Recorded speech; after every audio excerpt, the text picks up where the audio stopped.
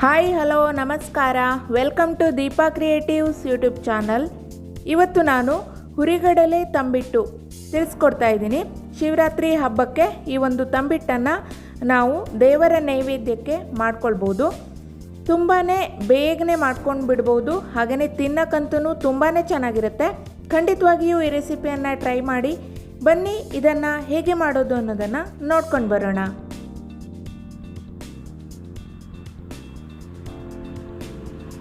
ನೋಡಿ, ಮೊದಲಿಗೆ ನಾನು 1/4 ಕಪ್ ಆಗುವಷ್ಟು ಶೇಂಗಾ ಬೀಜವನ್ನು ತೆಗೆದುಕೊಂಡಿದ್ದೀನಿ. ಕಡಲೆಕಾಯಿ ಬೀಜ ಅಂತ ಹೇಳ್ತಾರಲ್ವ, ಶೇಂಗಾ ಬೀಜ, ಅದನ್ನು ತೆಗೆದುಕೊಂಡು ಲೋ ಫ್ಲೇಮಲ್ಲಿ ನಾನು ಇದನ್ನು ಹುರ್ಕೊತಾ ಇದ್ದೀನಿ. ಚೆನ್ನಾಗಿ ಇದನ್ನು ಹುರ್ಕೋಬೇಕಾಗತ್ತೆ. ಇದನ್ನು ಸಣ್ಣ ಊರಿನಲ್ಲೇ ಹದವಾಗಿ ಹುರ್ಕೋಬೇಕು. ಉರಿ ದೊಡ್ಡ ಇಟ್ಕೊಂಡ್ಬಿಟ್ರೆ ಅದೆಲ್ಲ ಸೀದೋಗ್ಬಿಡತ್ತೆ. ನೋಡಿ, ಇಷ್ಟ ಹುರ್ಕೊಂಡಿದ್ದೀನಿ. ನೋಡಿ, ಇಷ್ಟ ಆದರೆ ಸಾಕು. ಇವಾಗ ಫ್ಲೇಮನ್ನು ಆಫ್ ಮಾಡ್ಕೊಳ್ತಾ ಇದ್ದೀನಿ.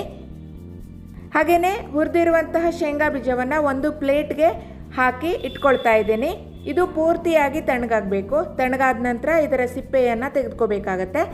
ಅದು ತಣ್ಣಗಾಗೋಷ್ಟರಲ್ಲಿ ನಾವು ಎಳ್ಳನ್ನು ಹುರ್ಕೊಳ್ಳೋಣ. 2 ಟೇಬಲ್ ಸ್ಪೂನ್ ಆಗುವಷ್ಟು ಬಿಳಿ ಎಳ್ಳನ್ನು ಹಾಕ್ಕೊಂಡಿದ್ದೀನಿ. ಬಿಳಿ ಎಳ್ಳನ್ನು ಸಹ ಲೋ ಫ್ಲೇಮಲ್ಲೇ ಹುರ್ಕೋಬೇಕಾಗತ್ತೆ. ಇದನ್ನು 2 ನಿಮಿಷ ಹುರ್ಕೊಂಡ್ರೆ ಸಾಕು. ನೋಡಿ, ಲೈಟಾಗಿ ಕಲರ್ ಚೇಂಜ್ ಆಗುತ್ತೆ, ಅಲ್ಲಿ ತನಕ ಹುರ್ಕೋಬೇಕು. ನೋಡಿ, ಇದು ಚೆನ್ನಾಗಿ ಹುರಿದಿದೆ. ಇವಾಗ ಇದನ್ನು ಒಂದು ಪ್ಲೇಟಲ್ಲಿ ಹಾಕಿ ಪಕ್ಕದಲ್ಲಿ ಇಟ್ಟಿರ್ತೇನೆ. ಹಾಗೆಯೇ ಅದೇ ಪ್ಯಾನ್ಗೆ ನಾನು 1/4 ಕಪ್ ಆಗುವಷ್ಟು ತುರಿದಿರುವಂತಹ ತೆಂಗಿನಕಾಯಿಯನ್ನು ಹಾಕ್ಕೊಂಡಿದ್ದೀನಿ. ತೆಂಗಿನಕಾಯಿಯನ್ನು ಲೋ ಫ್ಲೇಮಲ್ಲಿ 5 ನಿಮಿಷಗಳ ಕಾಲ ಇದನ್ನು ಹುರ್ಕೊತಾ ಇದ್ದೀನಿ. ತೆಂಗಿನಕಾಯಿಯ ತುರಿಯ ಬದಲಾಗಿ ನೀವು ಒಣಕೊಬ್ಬರಿ ಇದ್ದರೆ ಅದನ್ನು ಕೂಡ ತುರಿದ್ಬಿಟ್ಟು ಹಾಕೋಬೋದು. ಒಣಕೊಬ್ಬರಿಯನ್ನು ತೆಗೆದುಕೊಂಡ್ರೆ ನೀವು ಹುರ್ಕೊಳ್ಳುವಂತಹ ಅವಶ್ಯಕತೆ ಇರೋದಿಲ್ಲ. ನೋಡಿ, ಇದು ಚೆನ್ನಾಗಿ ಹುರಿದಿದೆ ತೆಂಗಿನಕಾಯಿ ತುರಿ. ಅದನ್ನು ಒಂದು ಪ್ಲೇಟ್ಗೆ ಹಾಕಿ ಪಕ್ಕದಲ್ಲಿ ಇಟ್ಟಿರ್ತೀನಿ. ಇವಾಗ ನೋಡಿ, ಶೇಂಗಾ ಬೀಜ ಪೂರ್ತಿಯಾಗಿ ಇವಾಗ ತಣ್ಣಗಾಗಿದೆ. ಇವಾಗ ಅದರ ಮೇಲಿರುವಂಥ ಸಿಪ್ಪೆಯನ್ನು ತೆಗೆದುಕೊಂಡು ನೋಡಿ, ಈ ರೀತಿಯಾಗಿ 2 ಭಾಗವನ್ನಾಗಿ ಮಾಡಿ ಇಟ್ಕೊಳ್ತಾ ಇದ್ದೀನಿ. ನೋಡಿ, ಎಲ್ಲವನ್ನು ಈ ರೀತಿಯಾಗಿ ಸಿಪ್ಪೆ ತೆಗೆದು 2 ಭಾಗವನ್ನಾಗಿ ಮಾಡಿ ಇಟ್ಕೊಂಡಿದ್ದೀನಿ. ನಂತರ ಇವಾಗ 1 ಕಪ್ ಆಗುವಷ್ಟು ಹುರಿಗಡಲೆಯನ್ನು ತೆಗೆದುಕೊಂಡಿದ್ದೀನಿ. ಹುರಿಗಡಲೆಯನ್ನು ಮಿಕ್ಸಿ ಜಾರಿಗೆ ಹಾಕ್ಕೊಳ್ಳೋಣ. ಇವಾಗ ಇದನ್ನು ಪೌಡರ್ ಮಾಡಿ ಬರಬೇಕು. ಏನನ್ನು ಹಾಕಬಾರ್ದು, ನೀರು ಅಥವಾ ಹಾಲು ಏನನ್ನು ಹಾಕಬಾರ್ದು. ನೀಟಾಗಿ ಚೆನ್ನಾಗಿ ನೈಸಾಗಿ ಇದು ಪೌಡರ್ ಆಗಬೇಕು. ನೋಡಿ, ಹುರಿಗಡಲೆ ಪೌಡರನ್ನು ಒಂದು ಮಿಕ್ಸಿಂಗ್ ಬೌಲ್ಗೆ ಹಾಕ್ಕೊಂಡಿದ್ದೀನಿ. ಅದೇ ರೀತಿಯಾಗಿ ಅದೇ ಮಿಕ್ಸಿ ಜಾರಿಗೆ ನಾವು ಈಗಾಗಲೇ ಹುರಿದು ಇಟ್ಕೊಂಡಿದ್ದೀವಲ್ವ ಶೇಂಗಾ ಬೀಜ, ಅದನ್ನು ಒಂದು 2 ಟೇಬಲ್ ಸ್ಪೂನ್ ಆಗುವಷ್ಟು ಹಾಕ್ಕೊಂಡಿದ್ದೀನಿ. ಇದನ್ನು ಸಹ ನಾವು ತರ್ತರಿಯಾಗಿ ಮಾಡಿಕೊಂಡು ಬರೋಣ.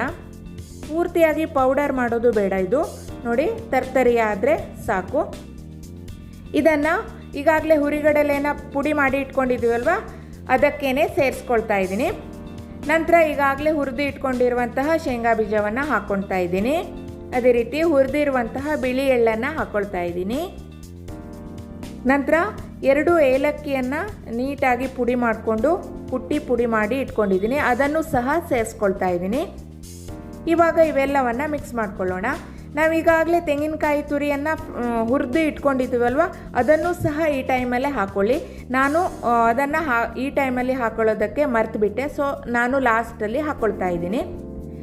ನೋಡಿ, ಇವಾಗ ಒಂದು ಪಾತ್ರೆಯನ್ನು ತೆಗೆದುಕೊಂಡು 1 ಕಪ್ ಆಗುವಷ್ಟು ಬೆಲ್ಲವನ್ನು ತೆಗೆದುಕೊಂಡಿದ್ದೀನಿ.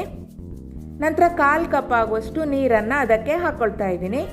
ಇವಾಗ ನಾವು ಬೆಲ್ಲವನ್ನು ಕರಗಿಸ್ಕೋಬೇಕಾಗತ್ತೆ. ಮೀಡಿಯಮ್ ಉರಿಯಲ್ಲಿ ಇಟ್ಕೊಂಡು ಬೆಲ್ಲವನ್ನು ಕರಗಿಸ್ಕೊಳ್ತಾ ಇದ್ದೀನಿ. ಇಲ್ಲಿ ಬೆಲ್ಲವನ್ನು ಪಾಕ ತರಿಸ್ಕೊಳ್ಳುವಂತಹ ಅವಶ್ಯಕತೆ ಇಲ್ಲ. ನೋಡಿ, ಬೆಲ್ಲ ನೀಟಾಗಿ ಕರಗಿದೆ. ಇವಾಗ ಬೆಲ್ಲ ಕರಗಿದ ಮೇಲೆ 2 ನಿಮಿಷ ನಾನು ಇದನ್ನು ಮೀಡಿಯಮ್ ಫ್ಲೇಮಲ್ಲಿ ಇಟ್ಕೊಂಡು ಕುದಿಸ್ಕೊಳ್ತಾ ಇದ್ದೀನಿ. ಪಾಕ ಎಲ್ಲ ತರಿಸ್ಕೊಳ್ಳೋದು ಬೇಡ. ಬೆಲ್ಲ ಕರಗಿದ ಮೇಲೆ ಬರೀ 2 ನಿಮಿಷ ಇದನ್ನು ಕುದಿಸ್ಕೊಂಡ್ರೆ ಸಾಕು. ನೋಡಿ, ಇಷ್ಟ ಆದರೆ ಸಾಕು. ಇವಾಗ ನಾನು ಫ್ಲೇಮನ್ನು ಆಫ್ ಮಾಡ್ಕೊಳ್ತಾ ಇದ್ದೀನಿ. ಹಾಗೆಯೇ ಇವಾಗ ಇದರಲ್ಲಿ ಕಸ ಕಡ್ಡಿ ಇರೋದ್ರಿಂದ ನಾವು ಇದನ್ನು ಶೋಧಿಸ್ಕೋಬೇಕಾಗತ್ತೆ. ಫಿಲ್ಟರ್ ಮಾಡ್ಕೊಳ್ಳೋಣ. ಇವಾಗ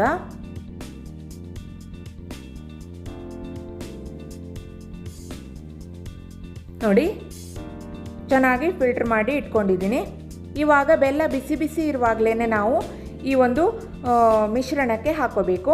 ಹುರಿಗಡಲೆ ಪುಡಿ ಮತ್ತು ಶೇಂಗಾ ಪುಡಿ, ಶೇಂಗಾ ಬೀಜ, ಬಿಳಿ ಎಳ್ಳು ಇವೆಲ್ಲವನ್ನು ಹಾಕಿ ಇಟ್ಕೊಂಡಿದ್ದೀವಲ್ವ, ಅದಕ್ಕೆ ಬೆಲ್ಲವನ್ನು ಬಿಸಿ ಬಿಸಿ ಇರುವಾಗಲೇ ನಾವು ಹಾಕೋಬೇಕು. ಒಂದೇ ಸಲ ಎಲ್ಲ ಬೆಲ್ಲವನ್ನು ಹಾಕೊಳ್ಳೋದು ಬೇಡ, ಯಾಕೆಂದರೆ ಕೆಲವೊಂದು ಸಲ ಕಡಿಮೆ ಬೆಲ್ಲ ಹಿಡಿಸುತ್ತೆ. ನೋಡಿಕೊಂಡು ಎಷ್ಟು ಬೇಕು ಅಷ್ಟು ಮಾತ್ರ ಹಾಕೋಬೇಕು. ನೋಡಿ ಸ್ವಲ್ಪ ಸ್ವಲ್ಪ ಹಾಕ್ಕೊಂಡು ಸ್ಪೂನಿನ ಸಹಾಯದಿಂದ ಇದನ್ನು ಮಿಕ್ಸ್ ಮಾಡ್ಕೊಳ್ತಾ ಇದ್ದೀನಿ.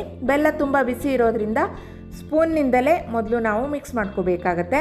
ನೋಡಿ ಇನ್ನೂ ಒಂದು ಸ್ವಲ್ಪ ಬೆಲ್ಲವನ್ನು ಇವಾಗ ಪುನಃ ಹಾಕ್ಕೊಳ್ತಾ ಇದ್ದೀನಿ. ಹಾಕ್ಕೊಂಡು ಸ್ಪೂನಿನ ಸಹಾಯದಿಂದ ನಾವು ಇದನ್ನು ಮಿಕ್ಸ್ ಮಾಡ್ಕೊಳ್ಳೋಣ.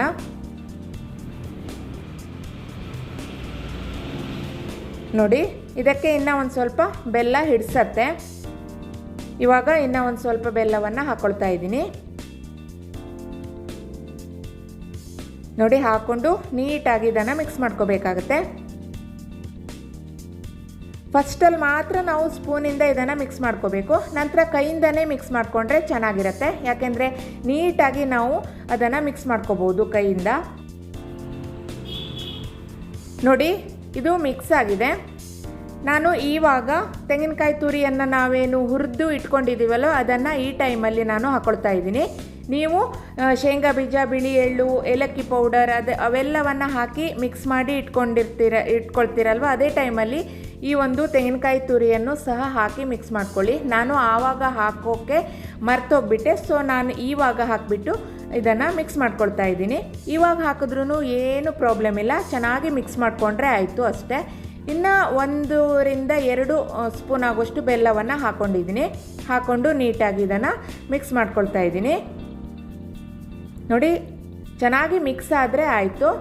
ಇವಾಗ ನಾನು ಹಾಕ್ಕೊಂಡಿರೋದ್ರಿಂದ ಟೇಸ್ಟಲ್ಲಿ ಏನೂ ವ್ಯತ್ಯಾಸ ಆಗಲ್ಲ ಫ್ರೆಂಡ್ಸ್, ತುಂಬ ಚೆನ್ನಾಗಿರುತ್ತೆ. ನೋಡಿ ಚೆನ್ನಾಗಿ ಮಿಕ್ಸ್ ಮಾಡ್ಕೋಬೇಕು ಅಷ್ಟೇ. ಇವಾಗ ಕೈ ಬೆರಳಿಗೆ ಸ್ವಲ್ಪ ತುಪ್ಪವನ್ನು ಒರೆಸ್ಕೊಂಡು ನಾವು ಉಂಡೆಯನ್ನಾಗಿ ಮಾಡ್ಕೊಳ್ಳೋಣ. ಎಷ್ಟು ದೊಡ್ಡದಾಗಿ ಬೇಕೋ ಅಷ್ಟು ದೊಡ್ಡದಾಗಿ ನಾವು ಉಂಡೆಯನ್ನು ಮಾಡ್ಕೋಬೋದು. ನೋಡಿ ನಾನಿಲ್ಲಿ ಈ ಹದದಲ್ಲಿ ಉಂಡೆಯನ್ನು ಮಾಡ್ಕೊಂಡಿದ್ದೀನಿ.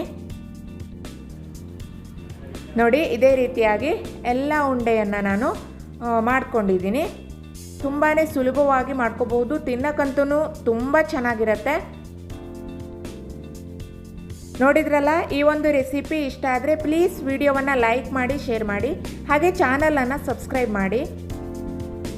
Thanks for watching. ನಮಸ್ಕಾರ. ಬಾಯ್ ಬಾಯ್.